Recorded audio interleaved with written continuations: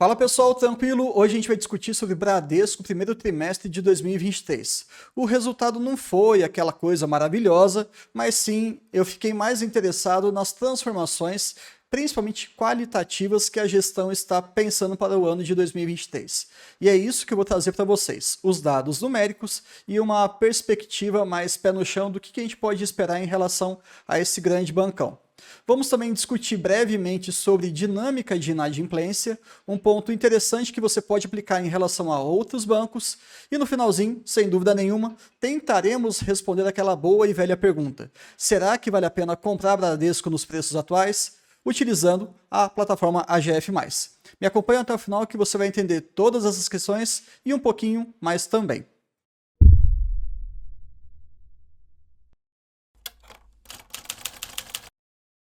Primeiro ponto que tem que ficar muito claro aqui para quem vai ler todo esse relatório é que o Bradesco não é um banco qualquer. Ele tem 80 anos de existência.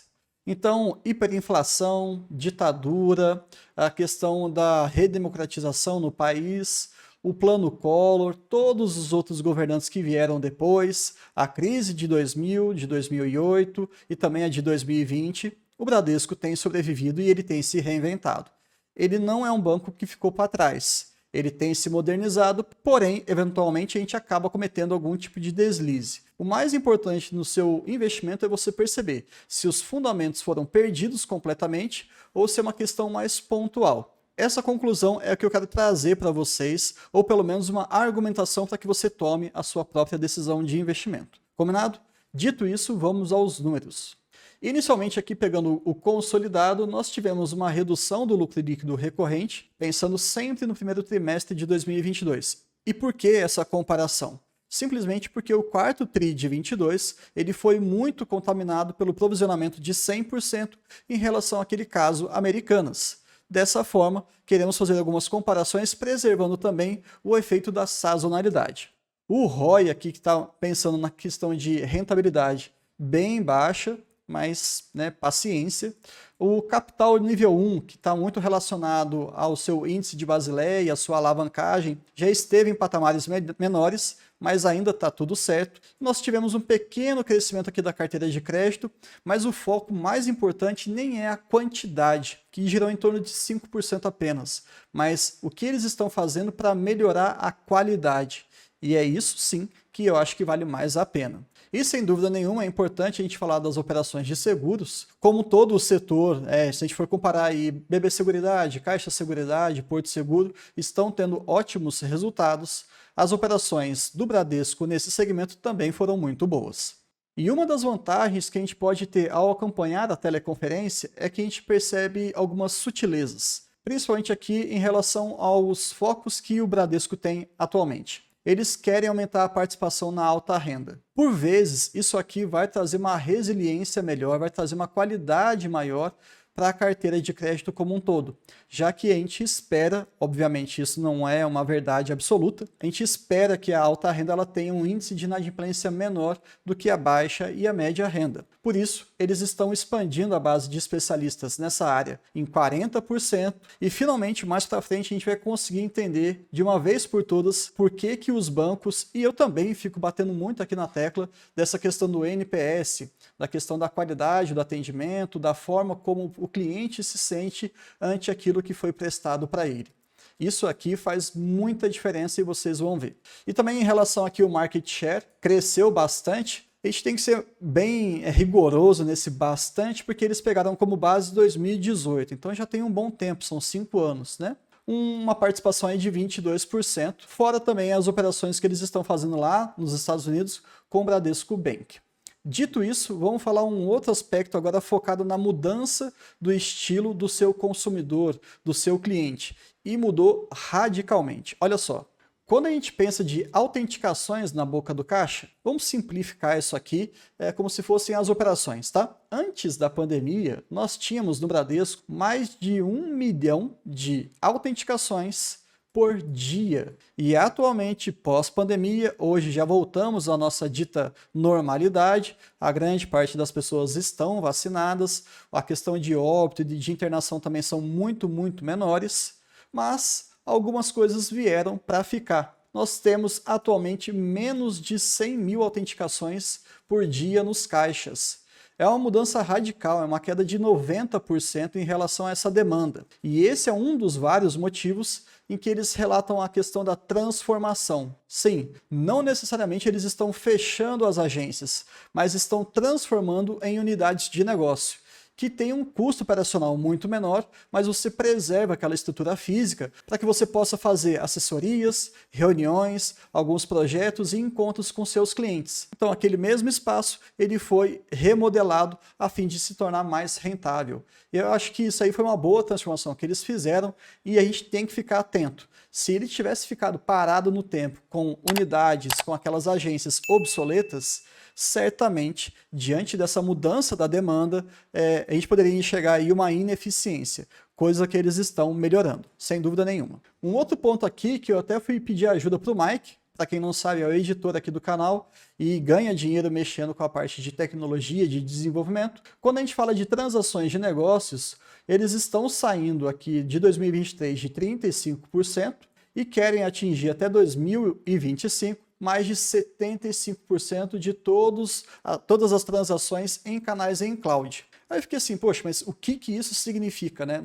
Para mim, que não sou da área, eu não entendi muita coisa. As grandes vantagens que a gente tem quando a gente trabalha em cloud principalmente redução de custo operacional. Pensa só naquela questão de infraestrutura, servidores, equipamentos ligados 24 horas para que todo o ecossistema do Bradesco fique funcionando. Quando você trabalha em cloud e eles utilizam o serviço da Amazon, isso é amplamente divulgado, eles conseguem focar esse tipo de preocupação para um terceirizado, que é uma excelente empresa com altíssima qualidade, e eles conseguem deslocar a sua atenção para algo que seja mais do core, que seja propriamente aquela atividade do banco. Isso tem trazido algumas grandes transformações. Time to market, para a gente entender aqui em linhas gerais, é desde o momento em que você tem uma ideia de algum projeto até que isso se torne acessível para o cliente. Então, transformações, mudanças, novos serviços, novos produtos, isso tem um tempo de planejamento e de execução. Com esses sistemas em cloud, com a transformação digital, tivemos uma redução de 40%. E, naturalmente, a gente tem um portfólio em desenvolvimento ágil em mais de 80% dos casos. Como assim, Bruno? Bom, por exemplo, nós temos a Next, a Digio e a Bits 100% em cloud. Aquilo que é necessário manter como a estrutura física do banco, eles mantêm, sem problema nenhum, e aquilo que pode ser otimizado, dinamizado, eles colocam em cloud. E não é pouco dinheiro, tá? São 6 bilhões que eles estão imaginando aí para o ano de 2023. É uma transformação que veio para ficar e isso é amplamente divulgado. O banco que não faz esse tipo de movimento vai ficar para trás. E não é o caso de Bradesco. Agora esse slide que eu achei maravilhoso em relação ao NPS. Qual que é a grande vantagem de você melhorar esse indicador que mostra a qualidade do seu serviço prestado? Você aumenta a rentabilidade do negócio. Algumas pessoas que são alguns clientes passivos, eles começam a fazer uma propaganda natural, sem nenhum custo para as outras pessoas. Olha, você teve tal problema com o banco, no meu banco eu consegui resolver assim, assim, assado. Se você quiser conversar, tal. Isso aí traz uma dinâmica, uma rentabilidade, uma fidelização muito grande. Você também tem uma queda na inativação das contas. Óbvio, se você melhora a qualidade, a experiência do usuário, naturalmente ele tende a continuar com esse serviço. E, portanto, as inativações tendem a ser cada vez menores. E sempre quando a gente fala de banco, é importante a gente falar sobre o quesito segurança. Não tem jeito. Você dificilmente vai colocar o seu dinheiro em algum lugar em que você não tenha segurança, em que você não se sinta minimamente respaldado, para naquele momento que o bicho pegar, você poder ligar para algum gerente ou ligar para algum serviço de atendimento ao cliente e ele poder resolver de uma maneira bem rápida e prática. Esses pontos são fundamentais para a gente entender como que um aspecto qualitativo ele interfere em aspectos quantitativos. Por isso que eu não gosto de ficar só nos números, porque apenas olhar aquele resultado, aquela linha numa tabela, talvez não te traga o grande entendimento do negócio como um todo. Deu para entender um pouquinho? Mas também temos que ser críticos aqui, e vocês sabem que eu sempre vou trazer essa avaliação um pouco mais rígida, não tem jeito. Eles sempre comparam aqui com a base do quarto trimestre de 2020 em relação ao NPS. Pensando para o terceiro trimestre de 2021, eles melhoraram 14%. 114 menos 100. Base 100 é fácil de fazer esse acompanhamento. Porém, no primeiro trimestre de 2022, o NPS caiu, porque ele foi para 13. 113 menos 100. Vocês já entenderam? No quarto trimestre de 2022, nós tivemos uma subida, maravilha. E agora, pensando no primeiro trimestre de 2023, praticamente de lado, mas sim uma pequena melhora de 1 ponto, entre aspas, percentual. E eles cresceram em todas as vertentes: varejo, pessoa física, varejo, pessoa jurídica, Prime e cartões. Deu para entender a importância? Depois você tenta olhar um pouquinho, ou até questionar o seu banco, caso você seja ali um sócio, um acionista de Santander ou de Banco do Brasil, para que você busque essa correlação. Será que o RI responde a gente? Eu, inclusive, vou fazer esse pequeno experimento e quando eu trouxer a comparação dos bancões, eu vou tentar colocar numa planilha todos esses comparativos. E já aproveitando a deixa, se você ainda não é inscrito no nosso canal e quer ficar sempre atualizado em relação a essas avaliações das empresas ou assuntos relacionados a dividendos, você vai ter aqui segunda, quarta e sexta, impreterivelmente às 19 horas. Isso é um compromisso que eu e o Mike temos com todos vocês. Se você já gosta do canal, se você entende que esse conteúdo ele é importante, compartilhe com seus amigos e também deixa o like. Combinado? Agora vamos ao que interessa, né? O desempenho operacional. Não tem jeito, a gente quer ver lucro. Então, tivemos aí 4,3 bilhões de reais no primeiro trimestre de 2023. Uma redução muito importante, pensando lá em relação ao primeiro trimestre de 2020, de quase 40%. Ok? Isso aqui preocupa bastante a gente enxerga que o banco realmente cometeu alguns escorregões e eles explicam isso. Não tem jeito, inadimplência está batendo em todo mundo. Em alguns bancos bate mais, em outros bate menos. E aí você tem que se remanejar, seja ali mudando o seu perfil de crédito, seja aumentando o seu provisionamento, que diminui o nosso lucro sem dúvida nenhuma, e também tentando inovar em outras frentes como a alta renda, para que isso seja suplantado. No curto prazo, esse resultado é realmente muito ruim, mas fica aqui uma percepção importante. Você com certeza já acompanhou alguma empresa da Bolsa de Valores que apresente para você lucros muito bons e também, eventualmente, alguns prejuízos. Agora, vamos olhar para os bancões. Já reparou que ou eles lucram muito ou lucram menos, mas sempre lucram? Brasil é um paraíso para as instituições financeiras, para os bancões. E isso é um dado histórico e também aberto a todo mundo. A gente sabe que aqui essas 4 grandes instituições sabem fazer literalmente dinheiro. Então, dos males, o menor. Olhando a questão da carteira de crédito, como eu tinha falado para vocês, um crescimento bem suave, bem tímido de 5%, 5,4%, e aí uma chamada de atenção. Eu gostei da transparência que eles trouxeram para a gente, que eles estão sempre comparando com o Guidance divulgado de 2023. Guidance é como se fosse uma projeção para o ano. Via de regra, Banco do Brasil bate todas essas métricas. Bradesco também. Mas, nesse momento, como eles estão passando por uma transformação, um remanejamento, uma reorientação dos seus objetivos, a gente vai perceber uma ou outra métrica fora.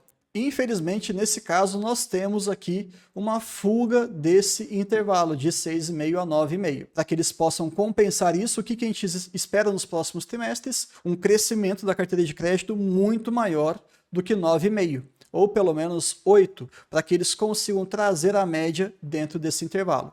É um baita desafio, mas eu não duvidaria do banco não. Pessoas físicas, nós tivemos um crescimento anual aí de 10%, imobiliário pessoa física também quase 10%, e aqui no cartão de crédito mais de 22%.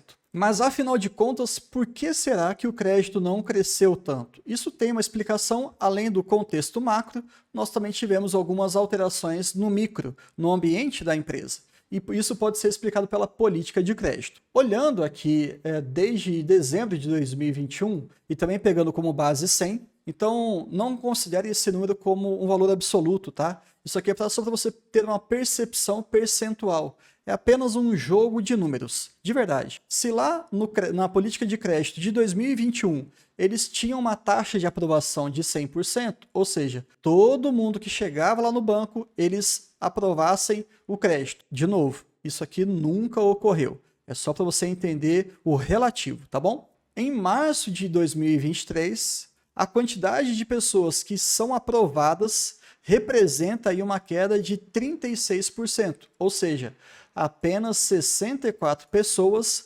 daquelas 100 vão conseguir o seu crédito. Isso aí é importante porque eles estão se tornando mais rigorosos. Mas como nós estamos fazendo uma comparação pegando o primeiro TRI de cada ano, vamos pegar aqui março de 22 e aí nós teríamos uma queda de 32% em relação a março de 2023. Ainda assim é uma queda robusta, eles estão definitivamente mais criteriosos. E eu como acionista falo, que bom, tá? Eu não quero que você, banco, saia emprestando dinheiro para qualquer pessoa.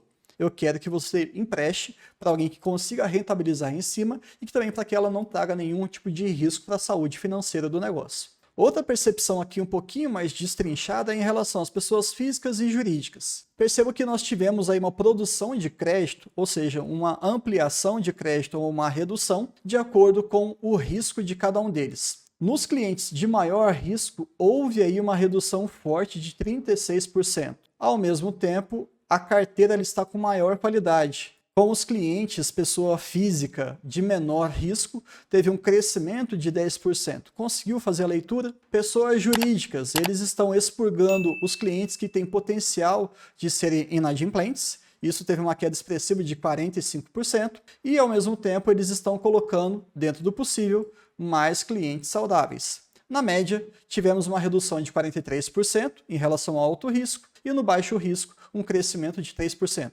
Perfeito, é isso que eu gosto mesmo. E 95% das operações entre abril de 22 e março de 23 apresentam aí um rating AA até C, que são as categorias de devedores mais qualificadas.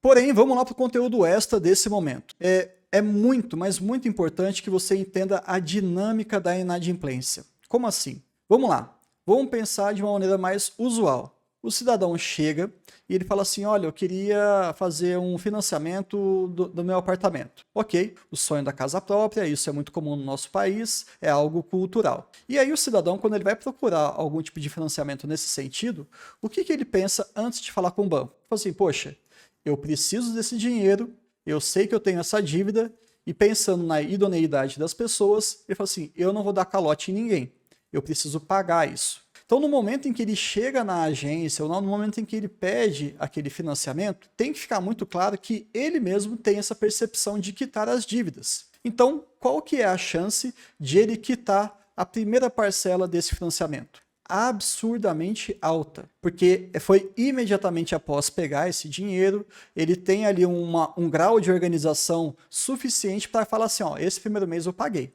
ótimo. Mas qual que é a grande verdade em relação à educação financeira dos brasileiros? E isso é muito ruim, e esse também acaba sendo um dos motivos de eu e o Mike levarmos esse projeto há mais de 1 ano e meio. A gente quer trazer informações para que todos vocês tenham mais consciência de como que você deve manejar o seu dinheiro, preservando os seus objetivos e os seus gostos, mas trazendo mais argumentos, mais maturidade. E infelizmente o brasileiro não tem esse quesito educacional bem consolidado. Vamos supor que aconteçam alguns momentos de incerteza, como perder o emprego, ou aconteceu algum acidente na família e você teve um gasto muito grande com a saúde, ou seu carro pegou fogo, enfim, qualquer eventualidade. Boa parte das pessoas não tem reserva de emergência. E, inclusive, isso já serve até como um aviso para você. Se você não tem uma reserva de emergência, eu não faço a menor ideia do que você está fazendo nesse canal. A gente está falando de investimento. E se você investe sem ter reserva de emergência, sim, eu estou te criticando publicamente, tá bom? Não faça isso. É uma imprudência muito grande. Dado esse pequeno puxão de orelha, vamos voltar aqui para o nosso exemplo. Mais para frente, você vai acabar percebendo que o risco desse cliente do Bradesco, se ele não tiver um planejamento, ele acaba se tornando inadimplente com as suas dívidas. E antes de fazer o resumo, lembrando, né?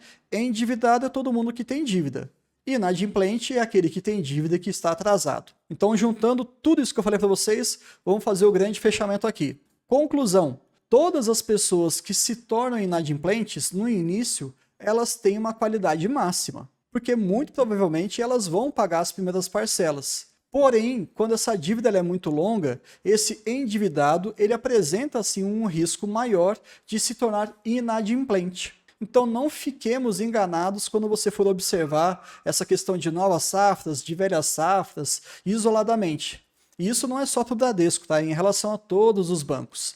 Sempre leiam esses dados com muito critério e também com muito rigor. Combinado? PDD, né, o tal do provisionamento, já que a gente está falando ali de algumas pessoas potencialmente caloteiras. Desculpa o linguajar, mas todo mundo entende, não é isso? Olha só, para esse primeiro trimestre de 2023, nós tivemos algo na casa de 9,5 bilhões de reais, um valor muito alto. E eles estavam esperando, no guidance de 2023, algo entre 36,5 e 39,5. Fazendo aqui uma matemática bem simplificada, tá? Não corresponde necessariamente à realidade. Nós teríamos aí para o ano algo em torno de 38 bilhões de reais a serem provisionados dentro do nosso guidance. Maravilha! E outro ponto que eu queria trazer para vocês é em relação a essa resolução 2682 e o IFRS 9. Caso vocês tenham interesse em que a gente faça um vídeo um pouquinho mais curto e mais técnico, deixa aqui nos comentários. E também, se você estiver percebendo algum tipo de crítica, algum outro ponto que a gente não abordou até agora, também deixa aqui nos comentários para que a gente possa melhorar cada vez mais os nossos vídeos.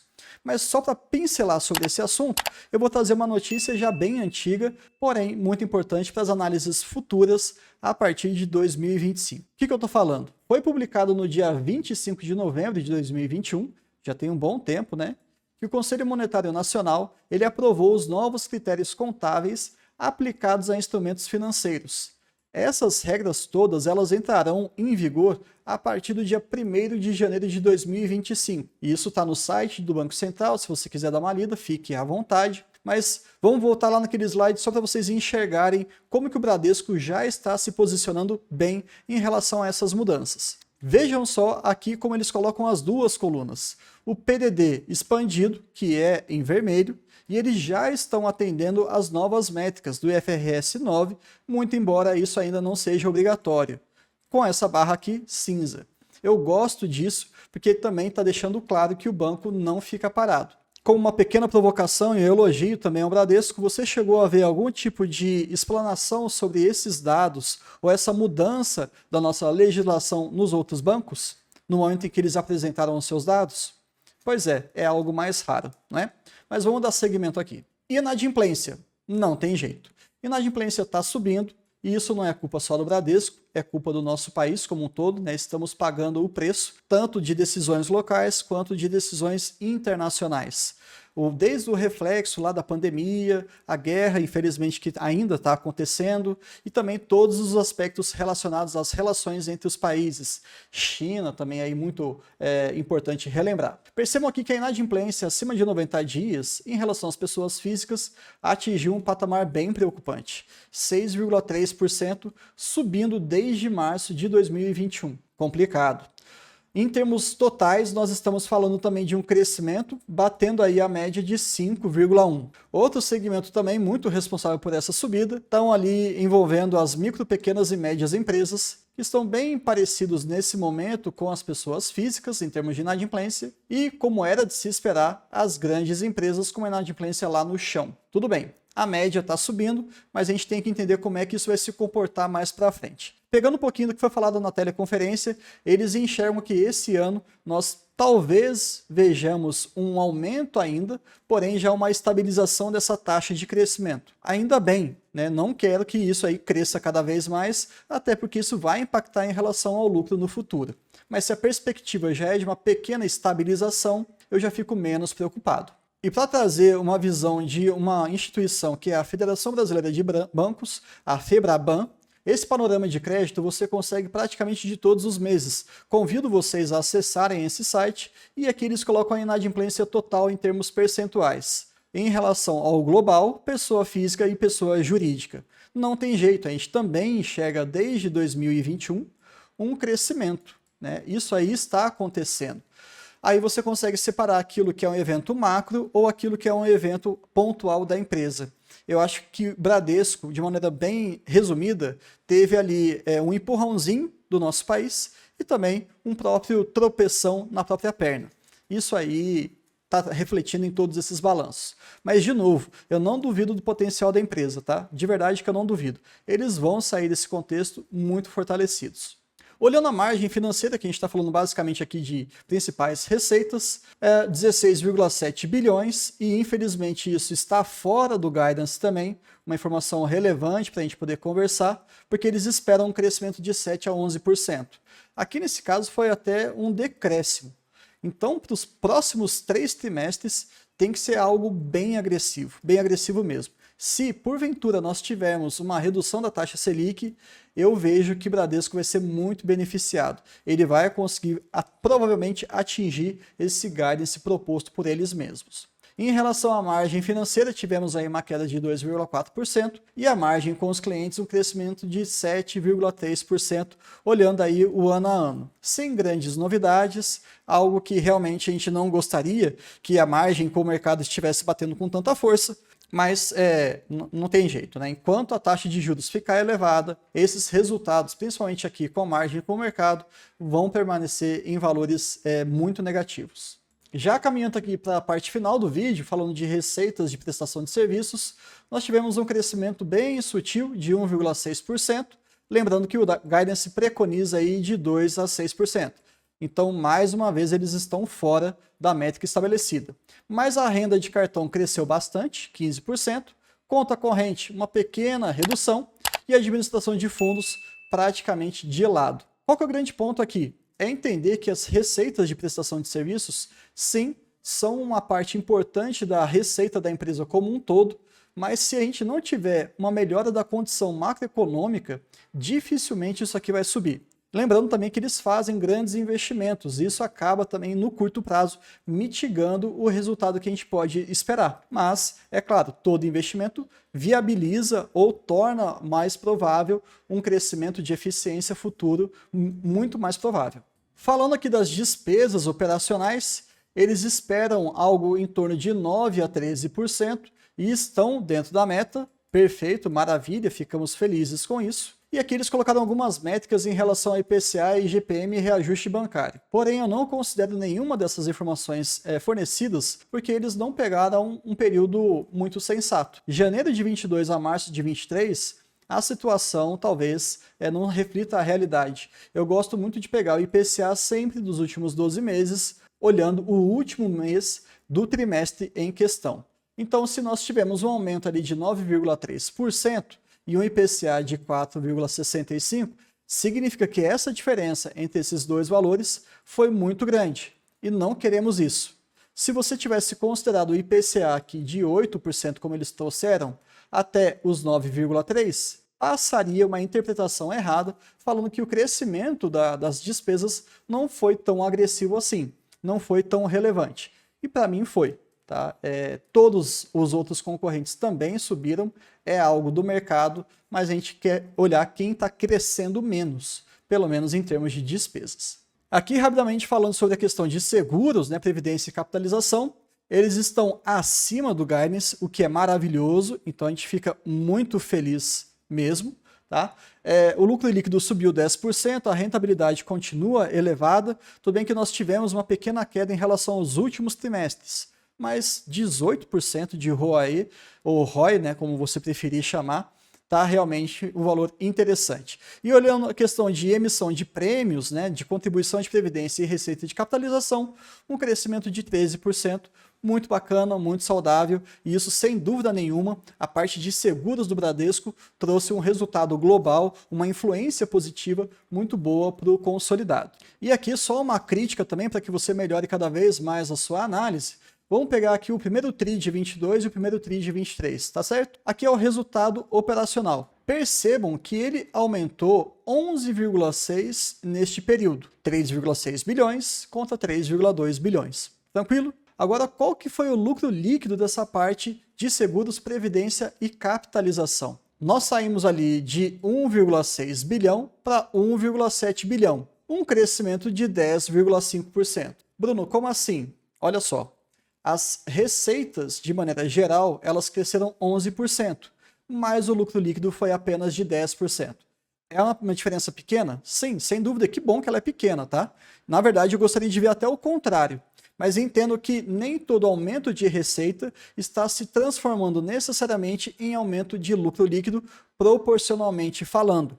Isso mostra uma pequena redução da eficiência desse ramo, mas ainda extremamente rentável. 18% não dá para ignorar. Tudo bem? Pensando ali que eles estavam no ano passado, no mesmo período, com 18,9%, uma pequena queda, mas está tudo certo no Bradesco. E agora sim, chegando no penúltimo slide, eu queria trazer para vocês em relação à Basileia uma informação bacana, pelo menos conceitual. Afinal de contas, o que é esse tal de índice de Basileia? Vamos pegar aqui essa informação do total de 15,1. De maneira bem simples e prática, a cada R$100 que o banco empresta, eles têm em patrimônio algo próximo de R$15,10. Entendeu? 15,1, R$15,10. O resumo é só esse. Então a gente pode entender, guardado aí as proporções, como uma alavancagem. E aí você pode falar assim, mas que absurdo, né? O banco ele só tem R$15 e está emprestando 100? Bem-vindo ao sistema financeiro. É assim que os bancos atuam. E isso não é de hoje não, tá? Fique tranquilo em relação a isso, até porque, de acordo com o Banco Central, o mínimo que nós temos que ter nos bancos é 11%. Se eles estão com 15,1%, maravilha, tá? Não tá ruim mesmo, é algo que tá dentro do conforme. Se a gente for olhar historicamente, 15,4, 16, 15,2, 15,8, 14,8, então 15,1, sinceramente, tá dentro da média, tá tudo certo. Tem algumas segmentações para a gente entender isso aqui, nível 1, nível 2, o capital próprio, o capital complementar, mas eu não vou entrar muito nesse mérito, mas entendam, índice de Basileia, mínimo regulatório, 11%. O que é um valor saudável? Girando em torno de 15, 16, 17, talvez até 18. É bom você ter um índice de Basileia bem alto? Vamos pensar em uma Basileia de 80%, tá? Só para vocês entenderem o exercício. Quer dizer que de cada R$100 que eles emprestam, eles têm R$80 de patrimônio. Isso aqui é bom? Não, não é. Não é. Por que não é? Porque você não está tendo um uso eficiente daquele dinheiro. E banco precisa fazer essa forma de pegar um dinheiro emprestado e também emprestar para as pessoas interessadas de uma maneira eficiente e saudável. Quando você tem uma Basileia extremamente alta, excesso de conservadorismo provavelmente está trazendo uma rentabilidade baixa. Não é o caso de Bradesco. Tá certo? Enfim, era isso que eu queria trazer para vocês e vamos responder a pergunta final. Vale a pena comprar Bradesco ou não? Resumidamente aqui, utilizando a plataforma do AGF, que você pode testar durante 30 dias de graça, não vai gastar nenhum centavo e você vai ter acesso a uma série de tabelas, informações e também a um grupo de discussão muito bom, que são todas as pessoas, pelo menos, que consideram a estratégia do Barsi, o jeito Barsi de investir, focado em ações brasileiras que pagam dividendos. BBDC 3, hoje, pela plataforma do AGF, pensando em preço teto médio, nós temos 12,26. Pegando o projetivo, 15,91. Então, olhando para o futuro, essa cotação de 13,58 está bem adequada. Ela está te remunerando pelo menos 6%. Sendo mais conservador, não. Nesse momento nós estamos tendo uma ação muito cara. Se você for comprar no preço atual e considerando o dividendo por ação projetivo, que é estabelecido pela Bloomberg e outros grandes consensos aí de mercado, que o AGF te entrega isso mastigado, nós teremos para o ano de 2023 95 centavos. Colocando esse DPA projetivo pela cotação atual, nós temos um dividend yield de 7%. Sinceramente, não está nada ruim, eu acho muito bom. Porém, o meu preço médio, que é o preço médio aqui do Vida de Acionista, lembrando que a minha carteira pessoal é a minha carteira pública também, nós temos, portanto, um pequeno ajuste aqui a ser feito. O yield on cost, o meu dividend yield corrigido pelo meu preço que eu paguei, é de 6,42%. Ainda está aceitável, gostaria que fosse maior, mas não tem problema nenhum. De qualquer maneira, pessoal, era isso que eu queria trazer para vocês. Todas essas informações, esses insights, para que você enxergue realmente como é que o Bradesco está se comportando. Minha consideração final, todo mundo sabe que acompanha aqui o canal, que eu quero me desfazer de Bradesco. Mas significa que eu vou vender a qualquer preço? Não. É que um banco não me interessa mais. Eu prefiro aumentar minha posição no próprio Banco do Brasil ou, por que não, colocar um outro banco privado. Mas, sinceramente, isso aqui é uma decisão pessoal, tá? Jamais, em tempo algum, eu vou ficar tentando induzir você a fazer isso ou aquilo. É seu dinheiro, sua responsabilidade, é seu futuro. A minha ideia é só enriquecer você de argumentos. Basicamente é isso. Espero que vocês tenham gostado e até o próximo vídeo.